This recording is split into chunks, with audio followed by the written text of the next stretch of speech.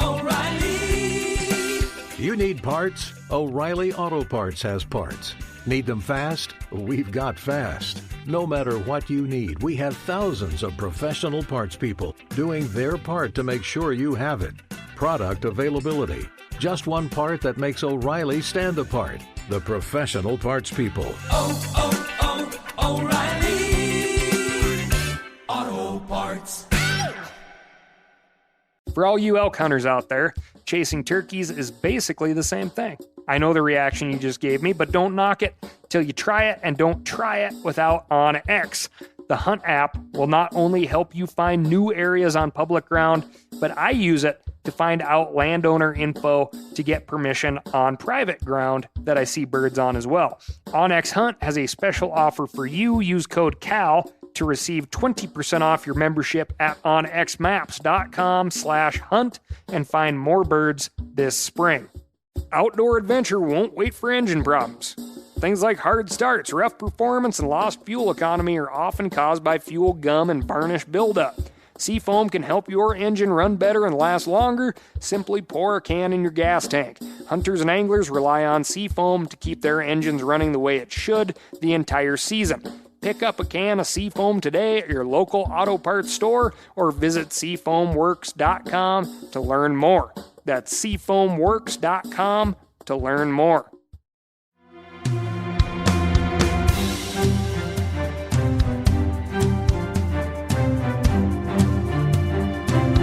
From MeatEater's World News Headquarters in Bozeman, Montana, this is Cal's Week in Review with Ryan Cal Callahan.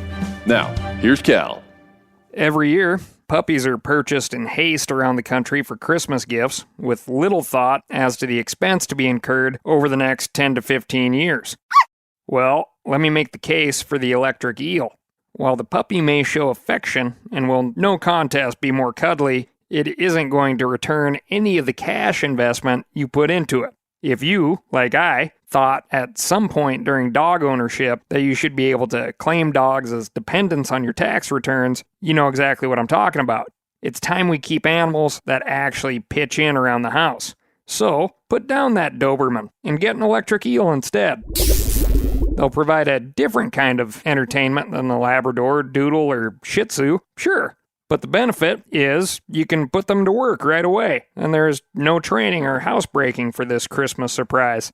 Set it and forget it, like old Ron Popeil used to say. If you visit the Tennessee Aquarium, you will find Miguel, the electric eel, powering Christmas tree lights. Electric eels, which aren't actually eels at all but knife fish, emit low-voltage bursts of electricity when they are searching for food. They emit these low-voltage bursts to get prey to twitch or react in the often murky water they hunt in, so the eel can detect them. The eels emit higher voltage bursts when they are excited, defending themselves, or trying to actually stun their next meal into submission. Fun side note here, the monotremes, of which the platypus belongs, are the only land mammals with electroreceptors. The platypus has 40,000 receptors in its bill that allow it to identify the electric fields put off by its prey.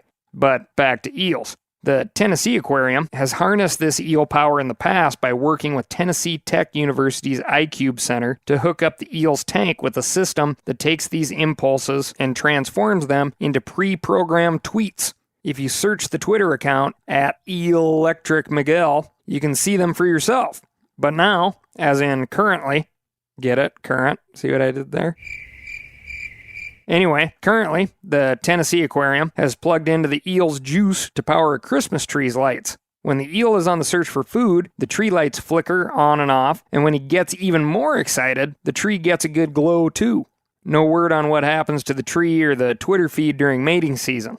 Male eels build a nest out of their own saliva in which the female eel can deposit up to 3,000 eggs. Sounds like exciting times to me. Shocking even. So, get that special someone some electrodes, a strand of lights, an aquarium, and an electric eel this giving season. As Cousin Eddie would say, Clark, that's the gift that keeps on giving the whole year. This week, field observations, an ice fishing conundrum, and tales from the backcountry. But first, I'm going to tell you about my week. I met up with one of my good hunting buddies who had drawn a very good elk tag and packed in for the week.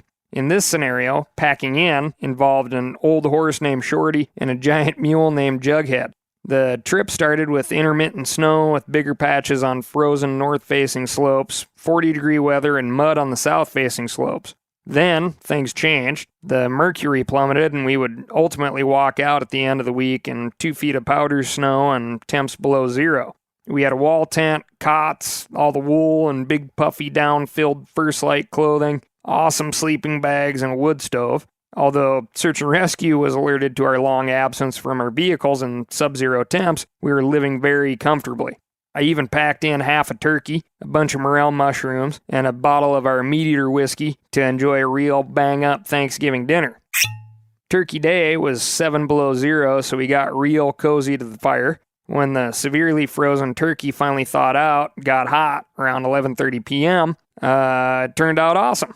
I brined the bird, about a 14-pound Merriam's turkey I shot out in eastern Montana, in a real simple brine you can find in our Meat Eater cookbook, for about 24 hours. And then I cut the bird in half, pulled the neck out and the back, got some turkey stock made out of that, threw the halves of the bird in a vac seal bag with some garlic and a stick of butter. The bird went into the water bath at about 150 degrees for 12 hours. Then I bumped it up to about 158 for another 12 hours. What the reasoning was for that, don't ask, I don't know, I just kind of cook by feel.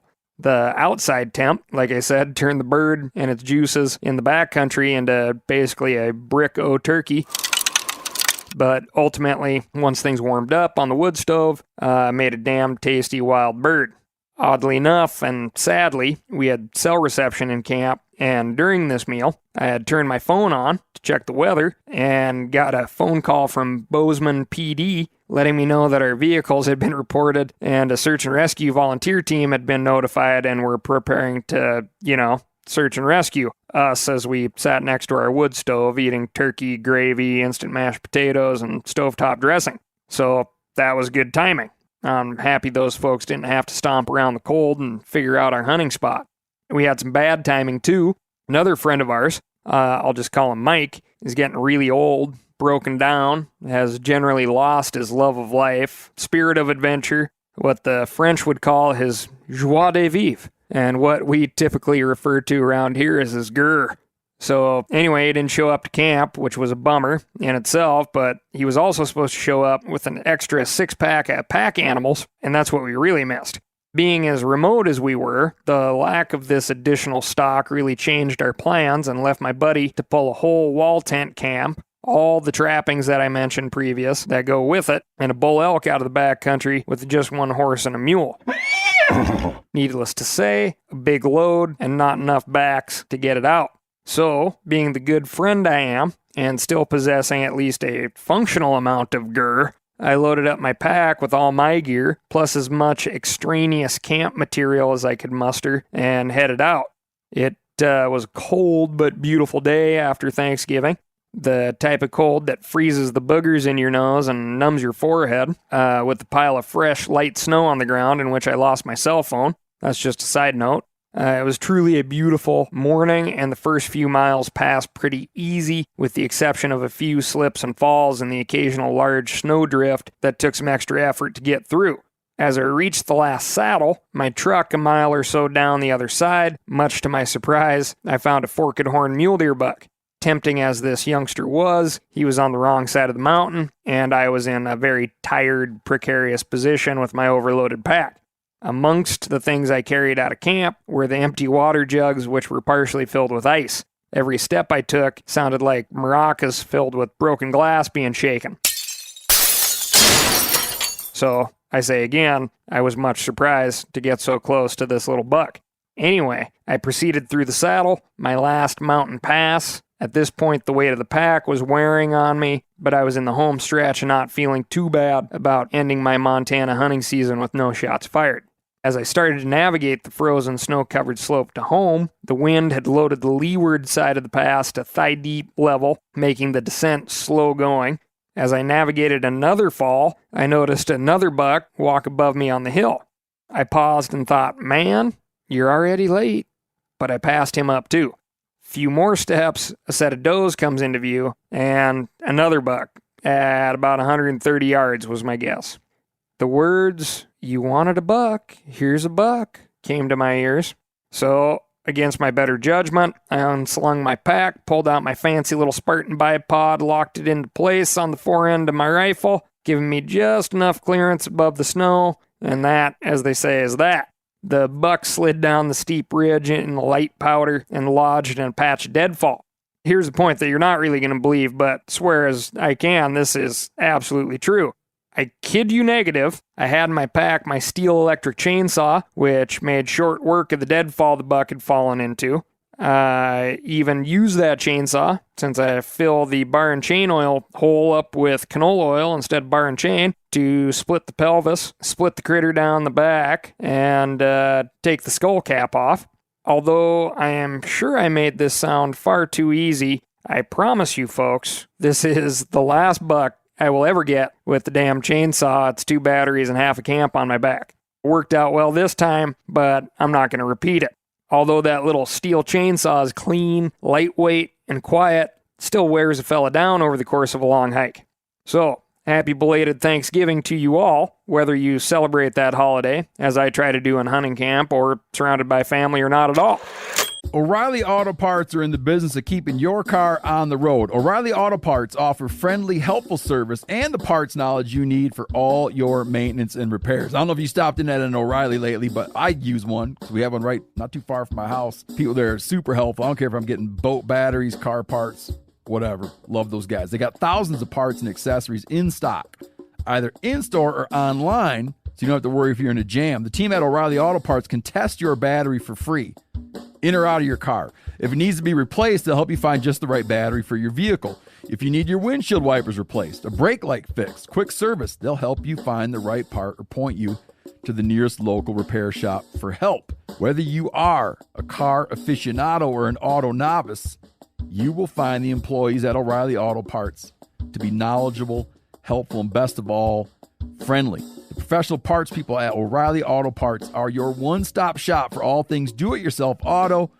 You can find what you need in-store or online. Stop by O'Reilly Auto Parts today or visit us at O'ReillyAuto.com/meateater. That's O'ReillyAuto.com/meateater.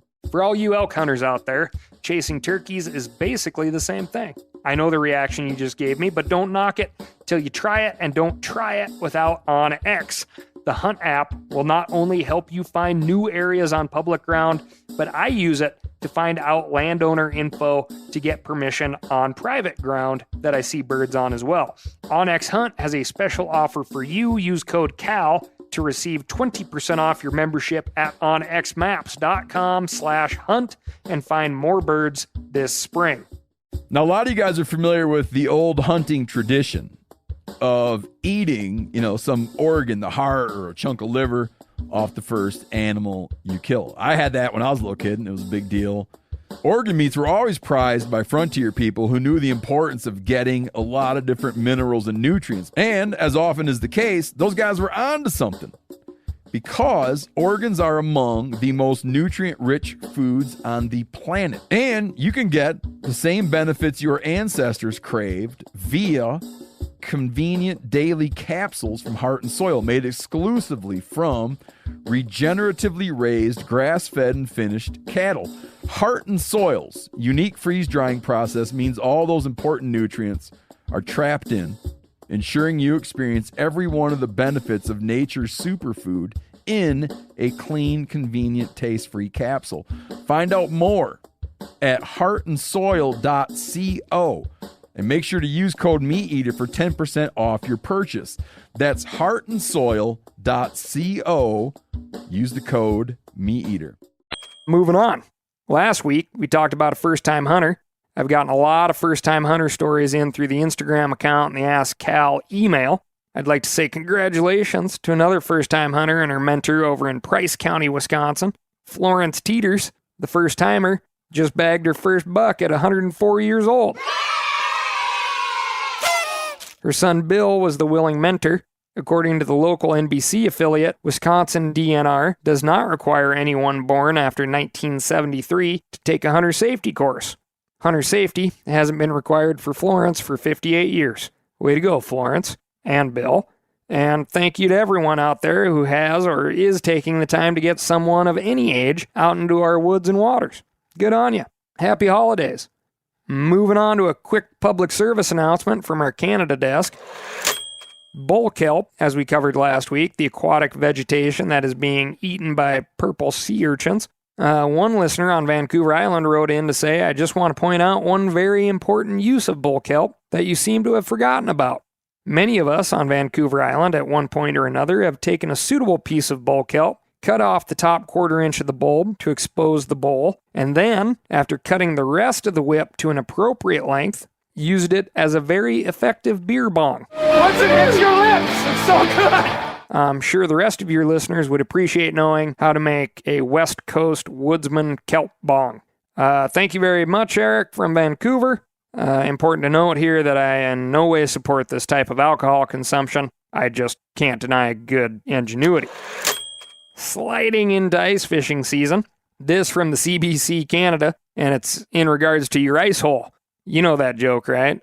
How do you kill a polar bear? Cut a hole in the ice, hide and wait for the bear to look into the hole. When he's real bent over, intent on seeing what's down there, sneak up and kick him right in the ice hole. I never thought it was that good either. Anyway, turns out that according to Section 263 of the Alberta Criminal Code, anyone who makes or causes to be made an opening in ice that is open to or frequented by the public is under a legal duty to guard it. Everyone who fails to perform a duty imposed is guilty of A. Manslaughter, if the death of any person results therefrom. B. An offense under Section 269 if bodily harm to any person results therefrom. Or C. An offense punishable on summary conviction. So, if you are planning on doing any ice fishing this season, you had better guard your ice hole. Until it freezes anyway. Our last bit of news from Canada. A Manitoba man hit what he thought was a dog on his way to work at the new Bothwell cheese factory. Feeling bad about this, as you would, he picked up the wounded animal and placed it in his back seat. Upon arriving at work for his night shift, a coworker notified him that the dog he had hit was in fact a coyote. The coyote laid peacefully in the back seat and apparently didn't show any signs of aggressiveness, despite being completely healthy, with some minor cuts from the car bumper. The coyote went to an animal rehabilitation facility where it was fed and monitored, then released. Coyotes have an incredible ability to adapt, even in urban environments like Calgary, Los Angeles, and Brooklyn. Coyotes have learned to make do. I recall watching a woman and a coyote stand next to each other at a crosswalk in Calgary and cross when the signal changed. Coincidence? Or learned behavior? I don't know. If you read Dan Flores' book, Coyote America, you will know that the coyote has always been a known trickster. And if you look at the average winter temperatures around New Bothwell, Manitoba, sometimes sitting at nearly 20 below zero, you could come to the conclusion that this coyote has something figured out. Or maybe this just confirms an oft-repeated American bias of Canadians. They're just so nice. Oh, take off, eh? Moving on to our Texas desk. Feral hogs attacked and killed an almost 60-year-old caregiver in Chambers County, Texas, which is located on the Gulf, just east of Houston toward Louisiana. A Miss Rollins, who would be 60 this Christmas, was walking up to the home of the elderly couple she helps provide care for when she was attacked and eventually killed by an unknown number of hogs. The local sheriff suspects that the hogs were likely sleeping in the shade of the home, and Miss Rollins' approach made them feel cornered. There have only been 4 documented fatal attacks in the U.S. The last fatal attack was also in Texas, occurring in 1996, when a deer hunter in Cherokee County was attacked and killed apparently by a lone boar. Although you would think it would be hunters taking the brunt of hog encounters, interestingly enough, according to a 2013 study from the University of Nebraska-Lincoln, most feral hog attacks involve individual non-hunters encountering large singular pigs, presumably boars. 21 states reported hog attacks. Texas, Florida, and South Carolina were respectively at the top of the list. The reason most likely being that these encounters are taking place in areas similar to where Miss Robinson was attacked, urban areas where you just don't expect to meet a mean pack of pigs. As reported here before, whether it be black bears, deer, or in this case pigs, we need to do what we can to keep these animals from becoming comfortable in these zones. Close your garages, bring in your trash, and don't feed wild animals, which may mean bringing in your bird feeders. Jumping over to our international desk, the London Bridge terrorist and knife attacker who killed 2 and injured 3 was subdued, in part with a narwhal tusk ripped from the wall of the Fishmongers' Hall, a historic building located near the bridge. Narwhal can grow up to 18 feet in length and are often called the unicorn of the sea because of the long tooth that grows like a spear from the male's upper lip. This spiraled tooth sometimes grows over 8 feet long, and although it is obviously handy for a land-based weapon, combat is not its purpose. The narwhal is a porpoise. Anyway, the tusk may have had a deadlier role somewhere along the evolutionary line, but now researchers believe that due to the fact that tuskless females and long-toothed males ingest the same diet, the horn of the sea unicorn may be just to impress the ladies. If that porpoise joke didn't kill you, relax because nothing krill. Boo! We are staying under the ocean, on the reefs to be exact for this next bit. Coral reefs are the hotbed of life in the ocean. Reefs are giant, intricate communities that host a huge variety of species, and they are dying. Researchers across the globe have been working on ways to educate the fishing and swimming public to promote reef health, as well as find ways to combat the effect of climate change. One interesting study that was just released would, if viable, be a game changer. As it turns out, reef health can be a kind of chicken or the egg type dilemma. Think of it this way. We want healthy fish, but the fish need healthy coral. We want healthy coral, but the coral is only healthy when there are a bunch of fish doing fish things around and in it. Basic, I know, but stick with me. The study, published in the journal Nature Communications, took place over 6 weeks, where a team of British and Australian researchers broadcast the sounds of healthy coral reefs in areas with dead coral reefs. Apparently, dead coral reefs sound dead, and healthy reefs are loud places. By producing the sounds that you would hear on a healthy reef, like shrimp snapping and fish grunting, juvenile fish were attracted and, more importantly, tended to stay. Kind of reminds me of spearfishing when you dig in the gravel and carp show up. Researchers noted that fish from all parts of the food spectrum showed up, which is critical to reef restoration. Important to note that even if this could be replicated on a mass scale, speakers deployed to dead patches of coral or new patches of possibly man-made or planted corals, this would only be another tool in the toolkit, as the effects of pollution, sun bleaching, and climate change are going to take an all-hands approach. If nothing else, this acoustic approach definitely shows a promising approach to this issue. Thanks for listening. I'll talk to you next week. If you're enjoying Cal's Week in Review, do me a favor and tell a friend to subscribe. Don't hog all these fun facts for yourself. You can also leave me a review by hitting that furthest right-hand star. Above all, keep writing in and tell me what I got right, what I missed, and what's happening in your neck of the woods at AskCal, that's ASKCAL, at themeateater.com.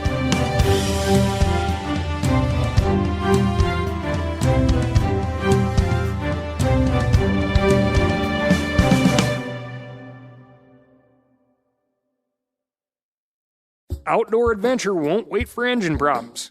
Things like hard starts, rough performance, and lost fuel economy are often caused by fuel gum and varnish buildup. Seafoam can help your engine run better and last longer. Simply pour a can in your gas tank. Hunters and anglers rely on Seafoam to keep their engines running the way it should the entire season. Pick up a can of Seafoam today at your local auto parts store or visit seafoamworks.com to learn more. That's seafoamworks.com to learn more.